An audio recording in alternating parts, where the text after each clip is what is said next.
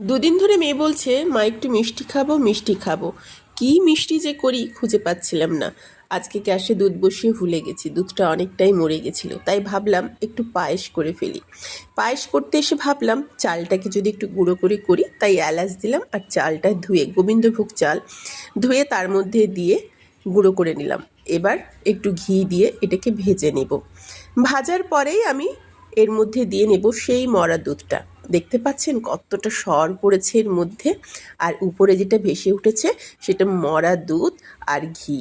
এবার এটাকে নাড়িয়ে একটু শক্ত হয়ে গেছে দেখলাম, এতে কিন্তু আমি আরও একটু দুধ মিশিয়ে নিলাম একটু পাতলা হবে বলে। ব্যাস, আমার পায়েসটা কিন্তু হয়ে গেছে। চিনি দিয়ে দিলাম পরিমাণ মতো, আর দিলাম গুড়। গুড় দেওয়ার পর গ্যাস বন্ধ করে দিলাম, কারণ গুড় দেওয়ার পর না গ্যাসটা ঠিক জেলে রাখবেন না। গ্যাস জেলে রাখলে গুড়টা দিলে দুধটা কিন্তু কেটে যাবে। গ্যাস বন্ধ করে দেবেন, তারপর ভালো করে মিশিয়ে নেবেন। আর দেখতে সুন্দর হবে বলে উপর থেকে দিয়ে নেবেন বেশ কয়েকটা পাস্তা, একেবারে ছোট্ট ছোট্ট করে। দেখুন কেমন লাগছে দেখতে, ভীষণ সুন্দর না? আমার তো বেশ ভালো লাগছে।